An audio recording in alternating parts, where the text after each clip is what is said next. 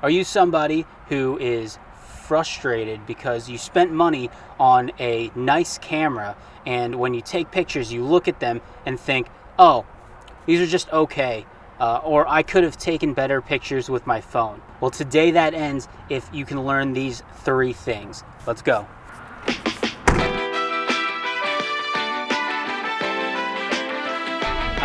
Thank you so much for everyone who's been supporting me on this channel. You guys are awesome. I just want you to know, all I want is to help beginner photographers learn the things that I wish somebody had taught me when I first started. So let me just say, if you like this video or if it helped you out, then please click that like button, share it if you can, and subscribe if you're not already.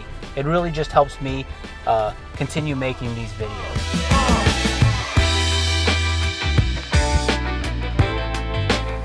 Okay, so let's be honest. If you're a beginner, you're probably shooting in auto mode. So what's happening is when you're taking photos in auto, you snap the photo and it's kind of just flat. So the reason that you take this photo and you think, I could take a better picture with my phone, is because your phone does automatic really, really well. You can take really great pictures with your phone, especially if I'm looking to do a wide angle shot. I'll just grab my phone out and take the picture.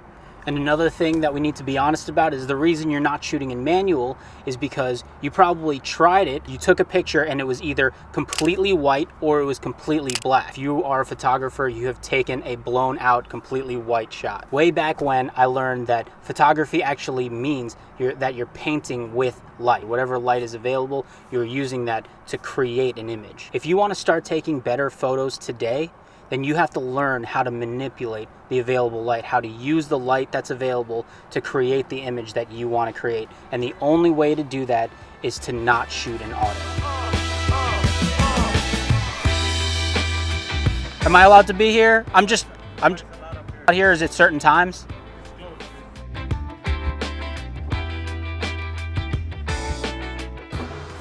Okay, we're back. I got kicked out of the last place, so found a new place to record. So what we were talking about was manipulating light, and you can't learn to do that until you learn these 3 things. These 3 things are probably the most fundamental, basic aspects of photography. Different photographers call it different things. A lot of people call it the trifecta of light. I like to think of it as a kind of trinity. It's 3 things that equate one thing, and that one thing is called your exposure. And those 3 things that make up your exposure are your shutter speed, your ISO, and your aperture. Now, I'm going to have videos that unpack each of those 3 things because there's a lot to unpack in all of them, but we're going to give you a quick overview today so you can start practicing. So the first thing is your shutter speed. Your shutter speed is that fractional number that you see in the bottom corner of most cameras. Your shutter speed is how fast your camera is taking the photo. Sometimes you see photos with light trails. That means that your camera's taking it slower. The shutter's opening slower.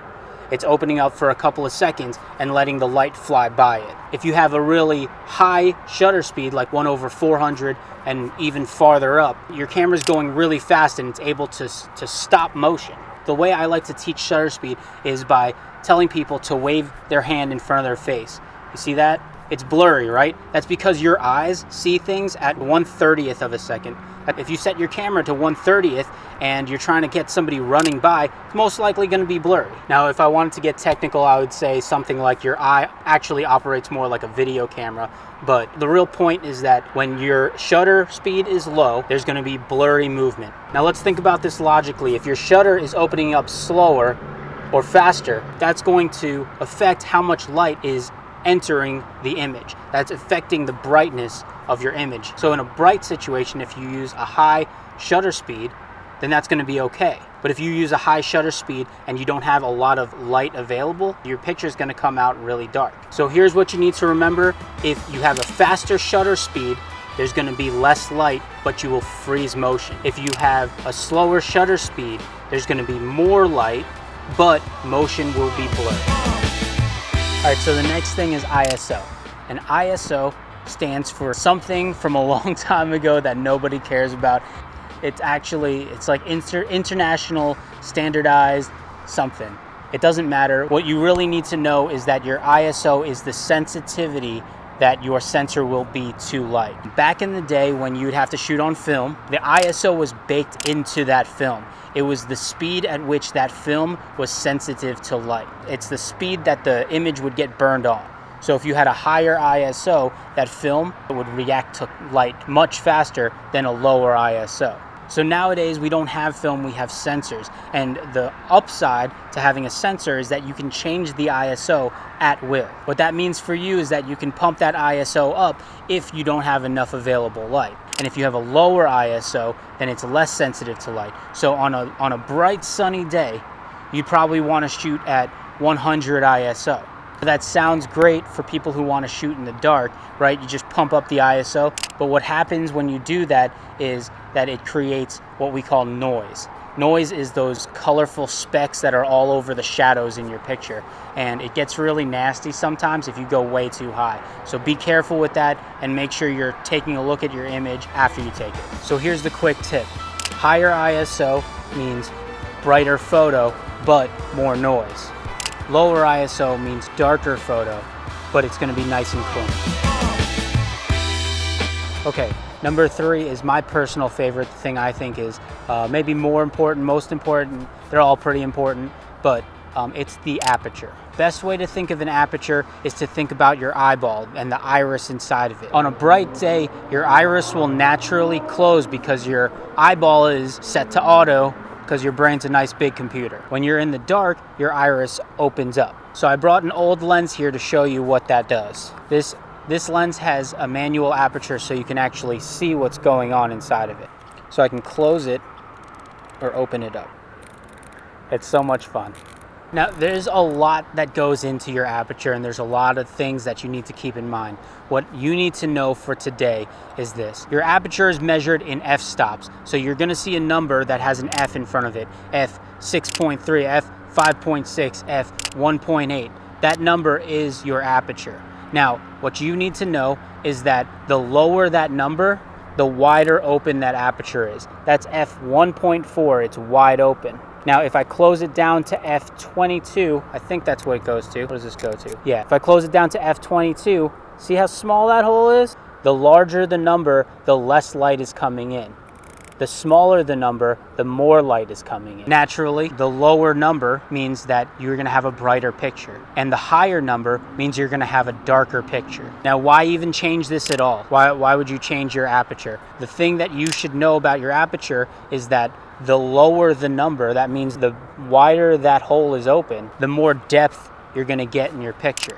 That means you're gonna get those buttery backgrounds when you focus on the foreground. Everything's gonna get blown out. This is what people tend to look for when they're taking portraits or when they're trying to isolate a subject. If you wanna see more examples on aperture, I actually have a quick guide for beginners. You can check that out, I'll link it up top. Okay, at the beginning of the video, we said that all 3 of these things make up your exposure. We also said that photography is all about manipulating the light using these 3 settings. Well, what photography is also all about is problem solving. Look at that sun in the background. See, I'm too dark, I gotta solve this problem. How do I do that? So here's the problem. If you want to use a low aperture and have it wide open so you can get that blurry background or you can isolate that subject, that's going to let a lot of light in. So how are you going to compensate using the other 2 settings? You can pump your shutter speed up a little higher so that it's faster and that lets less light in, and that works most of the time. If your goal is to catch movement, catch blurriness, or have a car drive by and then see the tail lights, you want your shutter speed to be low. So how do you compensate for the light so that it's not blown out? You can use a higher aperture. If you can start solving these little problems, you're gonna be on your way to making some really great images. If you made it all the way to the end, thank you. Throw a fist emoji in the comments as a virtual pound it. You're awesome. For now, I'll see you in the next video, and go make something good.